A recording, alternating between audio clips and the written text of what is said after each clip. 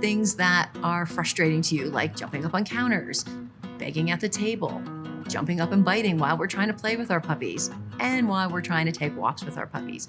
We're gonna give you some tips and tricks how to get through these common puppy predicaments. Hi, I'm Kelly Fahey, and welcome to Con Classroom.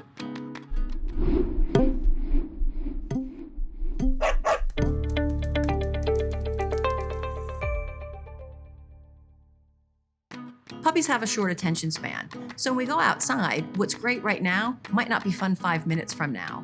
If you take a toy and you throw it for your puppy, sometimes they look at it, they look at you, and then they run back to you. And the first thing they do is launch themselves up at you. Now, if you've only got one toy, it's all the way over there, and you're left a victim of this puppy biting and chewing. But if you've got a variety of toys, all you have to do is grab something else. If they're jumping up and they're biting our hands, or if they're biting our clothes, I like to take a toy that's appropriately sized for your puppy that they can carry around in their mouth. They may actually carry it around the block with you. Now, they're focused on carrying that, and they're not focused on jumping up on you. We can do some training and teach our puppies not to jump up and bite the leash. But if you're like me, you've got enough going on when you've got a new puppy. You're working on house training and all the other puppy things you need to do. You don't really need anything extra to do at this phase. All you have to do is get a piece of PVC pipe.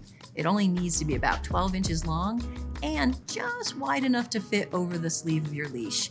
This way, when your puppy turns their head to try to bite on the leash, it's no longer a fun chew toy or a rope toy or a tug-of-war toy.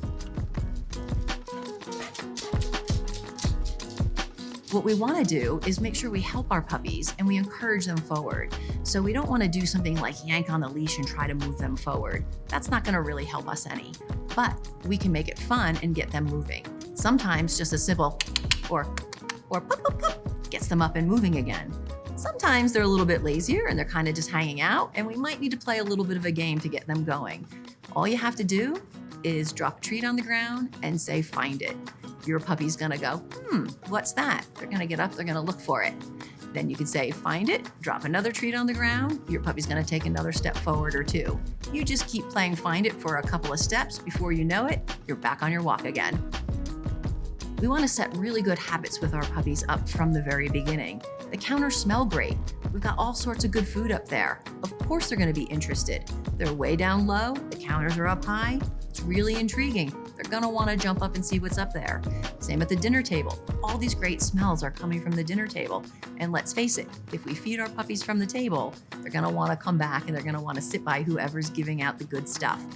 How do we set up these really good habits from day one? I like to have a food dispensing toy for my puppy when I'm doing meal prep. Now, my puppy's interest is in that food dispensing toy. It's right there with them. All those good smells are in there. And it could even just be treats. You may want to save the food dispensing toy for when you're eating dinner. So just something enough to keep your puppy's attention from the counters and on the ground. One of my favorite things to do is have my frozen stuffed Kong.